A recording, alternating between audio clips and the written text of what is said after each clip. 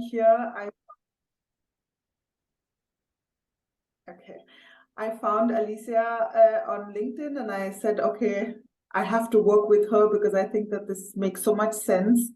So a little bit about me. My name is Gitanjali. I am from India, and I recently started my own business. I call it The Confused Mother, because all of you who are parents would know what it's like when you have a kid, especially the first kid. It's really confusing. It's really overwhelming. We have so many questions, and especially when you live in a foreign country, in a country that's not your home, it can be really overwhelming with the language and so on. And I speak fluent German, and I still find it difficult to understand so many things. And when I decided to come up with this topic, I told a lot of German friends, and they were like, oh my God, can you please make this also in German? Can you do this offer in German as well? Because it's so confusing even for Germans. So essentially what I'm doing is trying to break down all the information and all the services and offers that are available to parents here in Germany. Because we live far away from home. We don't have family, relatives, parents, aunts, uncles, cousins to help us understand and to also support us. So I think that it's really important to make use of all the services and offers that Germany has. And one of the great things that Germany has is called Kindergeld. I don't know if all of you know of what Kindergeld is. Alicia, do you know about it? I heard about, because my sisters get Kindergeld. It's money. Yeah. I know it's money, but exactly. I don't know how to get it or how. No. Yeah, exactly. You can tell a bit more. So Kindergeld is essentially the German government's or the German state's attempt at supporting parents to deal with all the added expenses of when you have a child, right? Like, so you need to buy clothes, diapers, toys, books, take care of their education, going to Kita, and all of these different things. And so in order to support that, they give money. And starting from 2023, the amount was now increased, and it has gone up to 250 euros per child. Wow. Just a good amount of money. It's good money. I mean, when you have 2 children, it's like 500 euros per month. Yeah. And I mean, I've asked people, what do you do with the money? And a lot of them have said, oh, we spend it on diapers because they don't have the opportunity to actually do anything with the money because it's really that expensive. And there are a lot of other things as well, a lot of really great services that parents have over here in Germany, something like parental leave, which is also paid for the first 12 or 14 months, and it can go up to almost 22 months of paid parental leave. But a lot of people don't know this about parental leave either, that you can have parental benefits or parental allowance, Elterngeld, which you can actually extend beyond the first 12 months. It's all very complicated, and I tried to make it simpler. I've created 2 online tutorials, and I explain everything that you need to know about how to maximize your Elterngeld, how it is calculated, how to apply for it, how to fill out the paperwork, what documents you need, and so on. So these 2 tutorials are available for purchase. And so everything you need to know also about like pregnancy and postpartum care, how the insurance can help you, what costs are covered by the insurance, depending on private and public, and so on. So a lot of information. And you, Alicia, I'm sure you know, Germany loves paperwork, absolutely loves paperwork. So Gitanjali, one question, like how, when I have a child, for example, because I see here a lot of like, soon be parents, or also people who just moved to Germany and are curious. Is Kindergeld something that I have to, like, for example, apply to, or it's automatically given to me? How was the process? Yeah, so you have to apply for it. There is a form that you fill out, and there's a whole procedure. I actually explain in my tutorial how to apply for it as well. And I think that it's very important also to know that almost everyone can get Kindergeld, regardless of whether your child was born here or not. The important thing is that you yourself, as the adult, have to have a residence permit or a blue card, and so on. So there are different conditions that you have to meet in order to get Kindergeld. Mhm. And if you move to Germany and you already have a child, but if you meet all of these requirements, you can apply for an older child as well. So when you actually fill out the form, you will be asked this question: are you applying for a newborn or is it an older child? And the beautiful thing about Kindergeld is that you can get it up to the 18th birthday of your child. That's So good. that's really, really great. And you can get it for each child, as you mentioned, right? Like, so if the more children you have, you get that much more. So that's really an amazing thing, that there are so many, I mean, the support goes on for such a long time. And so it's, for example, if a child keeps on studying and having a further education after 18 years, do the parents still get Kindergeld because they have also expenses? Yes, exactly. So there are certain requirements that if the child continues with their education and so on, you have to specify that, and they can continue to get Kindergeld. I think the maximum is up to 25 years of age, or they finish their degree. So whichever comes first. So that's like that's really great. So if you're actually planning to continue living in Germany a long time, you can benefit from Kindergeld also for a long time. Of course, provided that you meet the requirements, right? So, yeah. As a mother, do you think 250 euros is like a sufficient amount? How you feel about that? Like, how much does a kid cost? Well, the thing is, kids can actually get really expensive, and I'm sure that everyone here can also agree to that. If you already have kids, that it can become expensive. But I also have to say that I'm from India, so we grew up, I mean, I grew up in the 80s and 90s in India, and it was a very simple time. So there are, a lot of things that I do the same way that my mom did.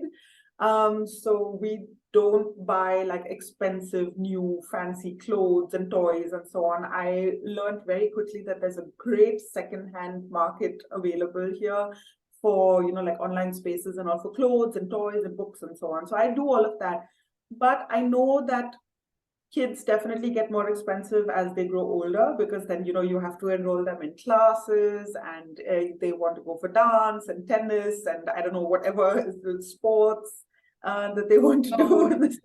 Oh, and then I have to have a birthday party, and I have to do this and that, and then we want to have a picnic and so on, and then so.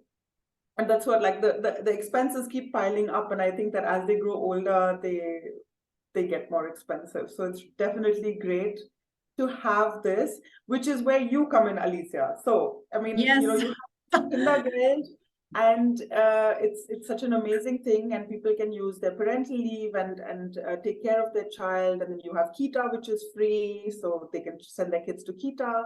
So there's a lot of support available. But what do I do if I would like to invest some, if not all, at least a little bit of money for my child's future, so that when she grows up, I don't know, like when she is 16, finishes school and wants to go on a trip or buy something, how can I make sure that she's financially taken care of?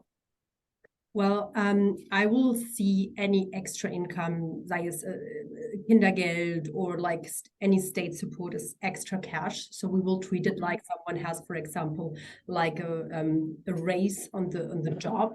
So what we do, first of all, is we have to do a budget, because you said something really true. When money is pouring in your bank account, automatically, we just spend it and we don't have an overview where the money is going. Yeah. And I think 250 is a big chunk of money, especially it's netto, right?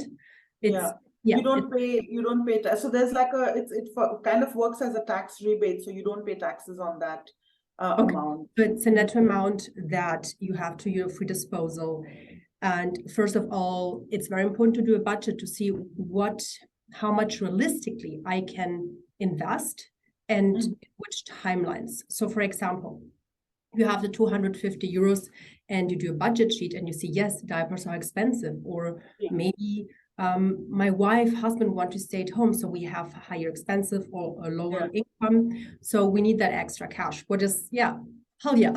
I mean, Exactly. I see that happening. Why would you say in no many to that? families, like that people need the extra cash. So if, for example, give you an example, you have 100 euros at your disposal that you can invest. And I would recommend to invest at least like a sum of the 250 euros, because as you said, kids get expenses, or we will have expenses that we can plan. So it's like a plan occasion, that the kid goes to school, to university, that it needs a driver license, that it wants to travel, to take trips. And people nowadays, or kids, like millennials, or even after generations that wants to travel, wants to explore, and this all costs money. So we should take advantage of the compound effect. So for you, it's easier to pay all this cost, because I brought also an example from the past. If we take, for example, an S&P 500, because there are two ways to invest for a kid. Either it's midterm or long-term. So this is each parent. I will explain the differences. And many people, especially my clients, make a 50-50 split into mid and long for the kids. And midterm will serve more the parents to pay the expenses. I would not give money to a child, like, like, hey, I have 20K.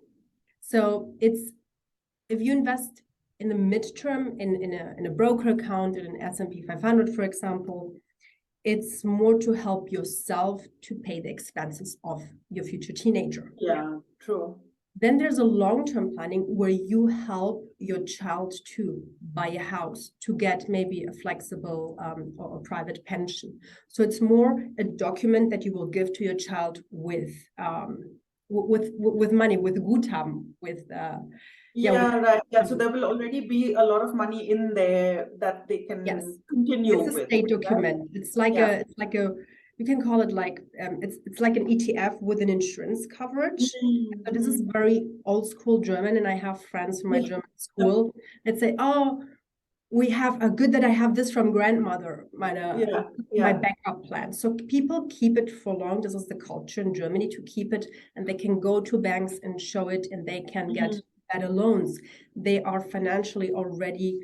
They have a base to show to institutions. So this is wonderful, because you don't give a child a chunk and say, hey, here's money. My mom did that to me. I spent it on clothes. So my mom gave it to me. I couldn't be trusted. So with 18, I'm going to share the S&P 500. But Lisa, if I may, I wanted to ask, what if there's some like unexpected expenses in between? Yes. Like, can I also take out the money? Like, I don't know, I have no idea what example, but if I have to remove the money suddenly, I have to cancel the investment because I need that, I don't know how much ever, 1,000, 2,000 euros that has piled up. Can I do that? Does it make sense? In both investments, yes, you should. It is better in this case. I would suggest to start with a lower amount that is really realistic to you, and slowly put more and more. You can already start with 25 euros in both plans. So 25. What happens if you stop any plan that you do, any saving plan for your private investment? You start kind of from scratch, because maybe you take the money in a moment where a fund or an ETF is down, and then mathematically it does not make sense. So better start, it's a good question, better start with a lower sum and keep going. So to figure out one amount like 50 euros, which you can guaranteed keep paying every month into the plan, right? Yes. Here there's a question from Matthew. Who is the legal owner of the investment, the child or the parent? The parent. Always the parent. Always the parent. Yes. A child cannot be, in German, cannot be like the owner because he's under 18. But then you transfer it to them later? Yes, you can transfer it. For example, in the policy, in the long-term investment, we will add the child's name. Yes, Yeah. but he's not the owner. Mm-hmm. May I interrupt? No problem, no problem. We Yeah, I can, think if it's you easy. don't mind, if Yeah. do you have another question? Just to follow up on this. Perfect, because I will collect all the questions because we want to have questions and it's not a monologue at all. Yeah. So questions are very welcome. I will try to, because I'm not good in jumping topics. I will get lost. So we'll keep them till the end. Yes. We'll keep them till the end. You Okay. can type them in and I will read them at the end. Okay. Yeah, it's great, Matthew. Just write your question in the chat, and then Alicia, you wanted to show us an example, right? Yes, because when I talk about investment, I like, I prefer to see in the past and show investors, okay, how much could you have done in the last 10 years if you would invest X sum, for example, in the S&P 500. And the S&P 500, I'm taking that as an investment, first of all, because I would take it for my child. It's a wide diversity ETF. You're investing in the 500 best running companies in the United States. And I think it's like a kind of safe bet. That's why I'm taking this as an example. Yeah. Okay. So for everyone who likes, can you see my screen? Yes. Perfect. Your Firefox tab. Perfect. So please, this fund swap is a tool that we financial advisors use a lot, and I can recommend that to everyone. Fund swap. So each fund has a like a number where you can see all the history, all the cost, the companies that you're investing in, also the past, how it did perform. So I think this is a wonderful tool. Yeah. And the VKN number is international number for the ETF is A0 epsilon D. Yeah. Okay.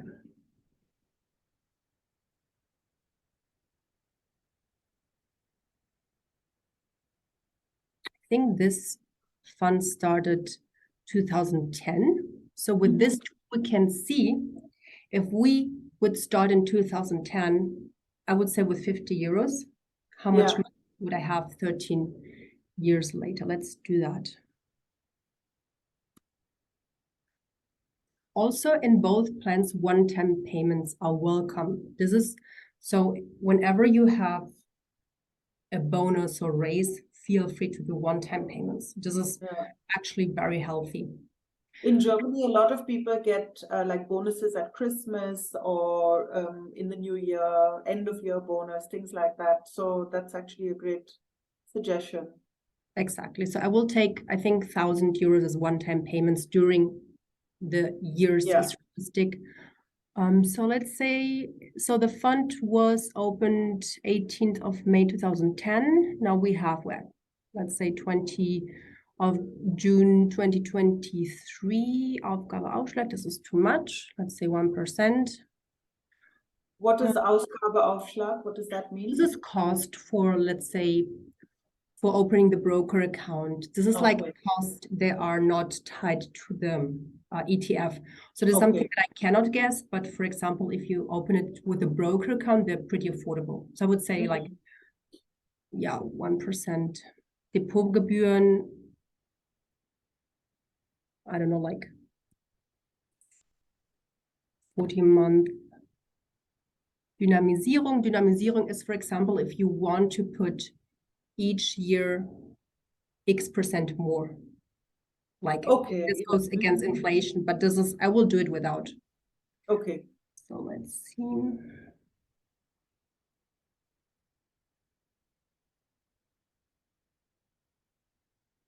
Okay. Whoopsie. So what that means is that if you put in 8,850 in 13 years is the amount that I'm paying in. Yeah, the red one. Yeah. And so this is the performance 13 years ago with all ups and downs that we had. So it was a very good performance. And now we would have like 26,240. Of course, you have to, like, the winnings, you have to tax them, but it's still, we're looking at the growth. And that's 3 times more than what I'm paying in. yes, exactly. Wow. So this is the beauty of the compound effect of like continuously investing without taking money out. And you can apply this to all your plans, to your pension plan, to your saving plan, to the kids' plans. Yeah. So this is something that you can apply in S&P 500 and ETF. I like to work with ETFs for kids because they're very affordable. They're very cheap. If we look here at the cost of an ETF, you might be under maximal. Yeah, laufende Kosten 0.1. So it's very cheap. Usually mutual funds are more expensive. So in both cases, mid and long term, you can work with ETF. You can either open like a broker account. I recommend Scalable Capital or Comdirect. I have Scalable Capital. Oh, cool. You say I have Comdirect. I can recommend both platforms. I'm very familiar with Comdirect and with my clients because I'm using it. I use Comdirect. So we have like easy access. Comdirect is also a teacher. It teaches you how to read ETFs and mutual funds. Okay, that's quite good. Yeah, both platforms are great. Also, if you have a Comdirect account, you can open a child's account for free. So it's like you can pay anything. You can also use your 50 euros and split it in two and use two ETFs. Maybe one world ETF, one for the US. You can also change it every month. It's very flexible and you can take the money out whenever you want. Yes, it's very flexible. The long-term plan, it's more you make, for example, I'm taking a big insurance company that you know, it's Allianz. I don't work specifically for Allianz. The alphabet is the first. It's the first one that comes to your mind. It's the first one. It's in my mind. There are many. They're good. So you can make a contract with them, like a child's police, it calls, and they invest also in the funds that you like. They have like a big list of ETFs and mutual funds, and you can even build up some security. For example, if you want your security oriented, you can say, no, I want to have 50% of all the money guaranteed. So this money is managed and they will put it into security managed funds. This police you can take it out when the kid is 18, but this police has also a little bit more cost because it's managed. So I recommend to keep it and to give it to a child when from 18. It's a great gift. Because so really have a long-term strategy when you're doing this. They can use this plan with multiple, it has multiple usage. First of all, you can go to a bank and ask for a loan. So this can be your security if you need a private loan for a car. Just so you don't need to use the parents' money. What many children don't want to be independent. You can go to a bank and apply easier for a loan for an own apartment. Another one. Alicia, so I mentioned to you earlier about having this kind of emergency situation, and I was just thinking that it is a very Indian attitude. It is something that we in India have very often. Oh, I need emergency money in case I have suddenly high medical expenses. So that is one of the most common causes, common reasons why people invest, save money. And I realized that in Germany you don't need that, or you don't have that because you have health insurance here. And if you have any big medical emergency, your health insurance is going to cover it. But it's good to have this fear. It's good. It's good. Keep it. Keep saving. It's good. But it's also like, when I think about it, I'm like, I don't have any medical expenses here, and there's not going to be any like serious, really grave emergency that I would have to withdraw my daughter's savings plan or anything. But since we're talking about this kind of difference in attitude and way of thinking, I also realized that well, I can only speak about India because I lived there and I am from there. But we also have this concept of like a fixed deposit or a savings account or things like that, you know. And does it make sense to also just put my money in a savings account in my bank for my child? Festgeldkonto, we call it. That's interesting. You can, but then you lose opportunity of the interest rate. So if you're going to keep the money for more than 2 or 3 years, I recommend not to do that at all because of the inflation. The inflation is pretty high right now. Yeah. So any money that you're not going to use in the next years, it should go into investment, you know, because you have like different risk class, also mutual funds and ETFs that can keep your money safe. Or you can say, no, I want to have 50% of security, and at least you get 2 or 3% out of it. But keeping it in the bank account means losing value. So yeah. Yeah, right. Inflation is really high right now, so it doesn't really make sense. And what about a life insurance? How does that work in Germany? Because this is something that I used to have a life insurance while I lived in India. My parents have one. And then it kind of ran out at some point, and then I think I had already left India by then. So my mother just reinvested the money once it matured. So is that something that's popular here? So risk life insurance, what is it? Because the term life insurance can be applied to the long-term investment I mentioned. Okay. Yeah. And if you talk in Germany about risk life insurance, is for example, if you die and your kid gets the money. Okay. Like, but to be very direct, and a life insurance would be more that the kids police would apply to that. But I think that's a German English like wording that people get confused with. Yeah, okay. Yes. But because here's a good question also on the taxes, like how the capital gains are treated, you cannot compare to other countries. Like the police, kids police will have own rules in Germany, for example, with bank or with retirement. You can keep this plan until retirement. Okay. Yes.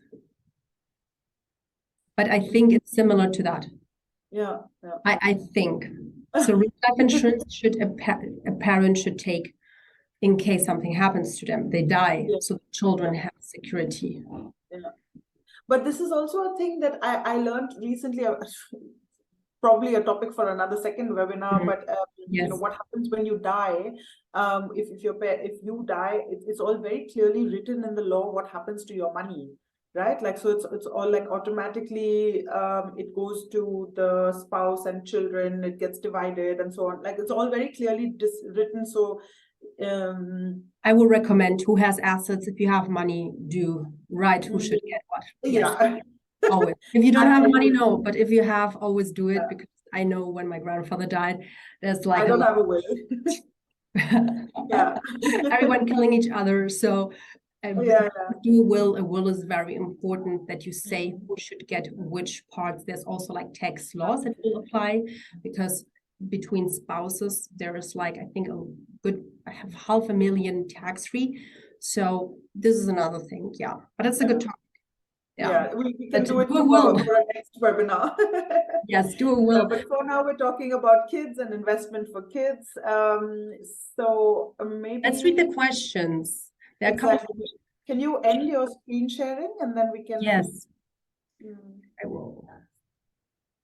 And then we can look at the questions. And if anybody else has questions, please write them in the chat. Or I'm not sure if you know how to do that, but there is in the bottom an option for reactions, and you can raise your hand, just so that we don't have everyone talking at the same time. The tax, or is the tax investment payable when the investment is? Yes, the taxes. So if you take Yeah, there's capital gains. If you, for example, take out the money for your child when he's 18, you might be paying 25%, 25 to 27% in Germany on taxes on the capital gains. This happens automatically because when you open any like Comdirect or scalable capital account, you might add your tax number and they will do it automatically. Automatically. Wow.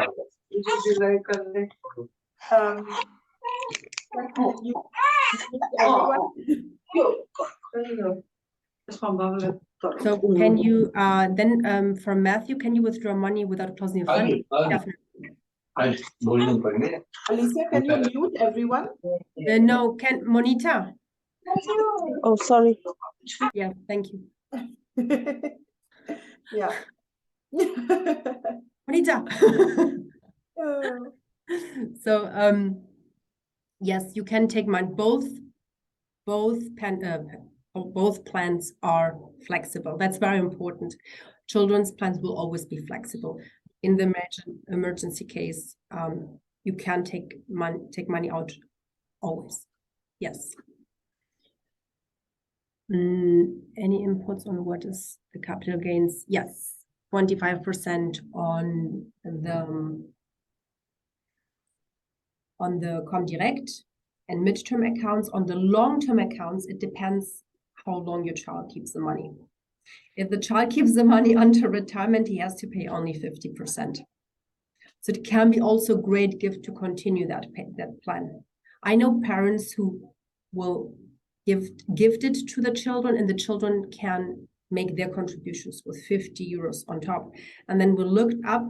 So if the child is then 60 something, I know it sounds absurd, but they're like, we're a fund of 2 million euros with the value of the future. So with only 50 euros over decades. So and putting one-time payments. So, but it was crazy what we calculated for those parents. Yeah. It was so we are all like international people, right? So let's say I start an ETF investment for my daughter and we move abroad for a while. We move to India, let's say, for 5 years or something. What happens to the ETF? This is a good question.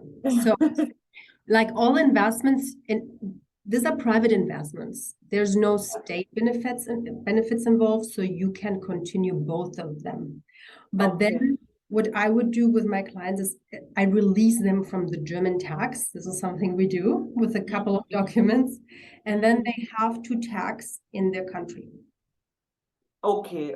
So if I move to India, then I would have to register that I have this ETF and then pay the taxes in India. Yes, but also there's the easiness. If you're in Germany, sometimes there are problems and you want to call straight away, like someone that can help you. And it's nice to have it in your country too. So this is something that I would like to discuss with the parents, to discuss pros and cons to have still funds, midterm funds for the children. Long-term funds can be hold. But midterm, maybe sometimes it's better to cut the line. But it's something that parents have to decide, or families, investors. Yeah. Because I think that investments also work very differently in different countries. So yeah. Exactly. What will be the minimum number of years you recommend for midterm investments for expats?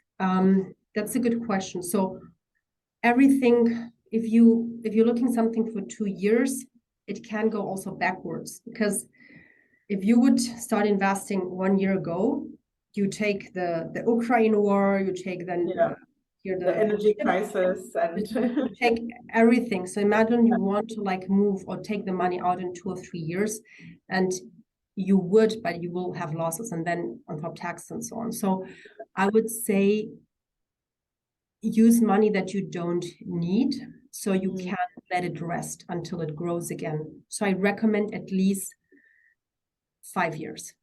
Yeah. 5 years, but who knows what happens in 5 years too.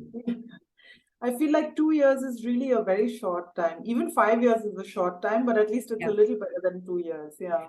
especially if we work with 50 euros. If you say, okay, I work with 10,000 and I have a return of investment of 6%, it's fun. It's different, but not Yeah. with our small amounts. Mm. Monita, no problem. Yeah. Exactly. If you have any questions, you can also speak up because we're small round. This is totally fine. And I have time, so if you have any questions, you can speak up. Or does someone like entering now the webinar? That's So I actually posted the link in my mom's group, and I told you, Alicia, I told you that parents, they must be like, oh, let me quickly get my kid to bed, and then. Oh yes, you told me, yeah. And like 5 minutes before we were to join this call, my daughter woke up and she started screaming, and she was like, "Mama, Mama!" And then my husband ran to get her, and he was like, "No, Mama can't come right now." So that's so sweet. yeah, Okay, so next time we do it 9 p.m. This is so typical. Yeah. We will adjust to Can you parents. join the call? Yeah. Who is that who just joined? Do we know? Yoti. I don't know if I'm saying it right. Yoti. Yoti Goel. Jyoti, thanks for joining. We are already done with like most of the topics or most of the information that we had to share. But if you have a specific question about investing money or about Kindergeld, you can just put on your mic and ask the question, or you can write it in the chat. Oh, we can goes set for the everyone recording. else. Yes, and Jyoti, we are recording this session, so you can always watch it later. Exactly. Mm. Yeah, so if you have any questions, should I leave my email? So most of you have my email address. If you have further questions, I said, aha, here's some questions. Yeah. Maybe you can leave your email address because many parents so like. I know that a few of them have joined also from my Instagram page. So that's great. But this is my website. And this is my email address.